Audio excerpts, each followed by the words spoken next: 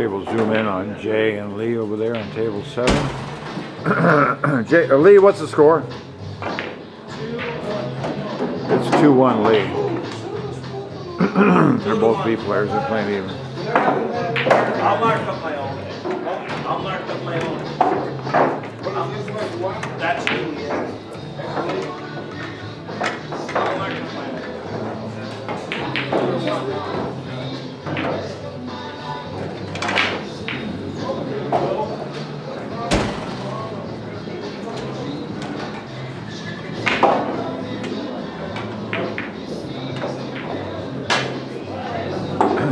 But Jay can see the 5 ball. Yeah, he was able to see it, but he should have passed the 6. But he's got the 6 in the corner.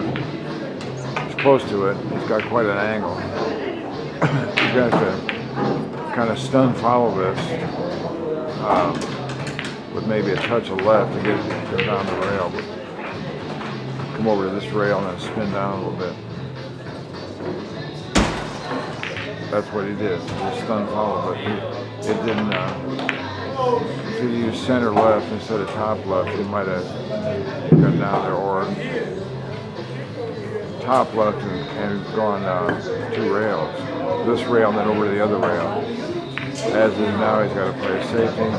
Thing to do is bank it to the center of the end rail by the 9 ball. Shot comes up all the time in rotation games. Jay's been playing a lot of pool. He should know this shot.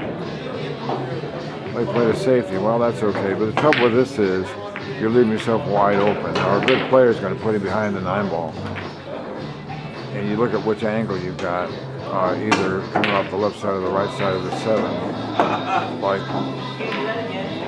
it looks like he's going to try to bank the 7 up, but that's not the shot. The shot's just, see, he just glanced up the other end there. Now he's going to thin off the left side of the 7. That's the shot. He hit it real thin. Oh, he did that. Now he left him. You're just buying yourself a little time when you do that, you know.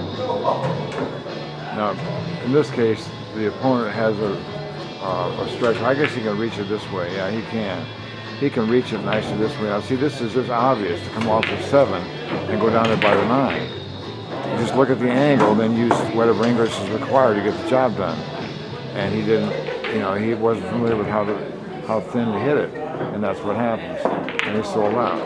So you see a real simple situation there where the ball was near the rail, how it could have gone from a game winner to a game loser very easily. And that's what happens when you bunt a ball pushed up against the rail. Against an inexperienced player, you're going to get away with it. If you're playing a seasoned player, he's going to know what to do, and you're not going to like it. Lee shot this with too much English. Too much English. It picks up spin off the 7 ball, and then it picks up spin off the rail also. And so he shot it easy, but it kept running because it had spin on it. Now here he could bank it towards this side, and then the cue ball is going to go to the other long rail and wind up on the end rail. He might cut it, but he's got to jack up a little bit with whatever he's doing, or just play a safety. And he went for the side. Now that was a good shot. Go for the side, you can see the outcome. So he had the angle to do that. So that was a smart shot. Now Jay's stuck. Now Jay could try to lag this towards the.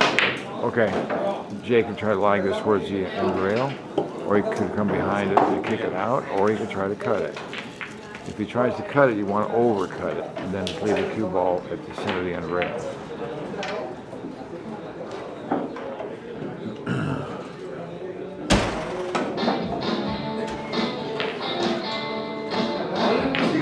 He chose to bank it. He damn near made it. But you can see he fell out.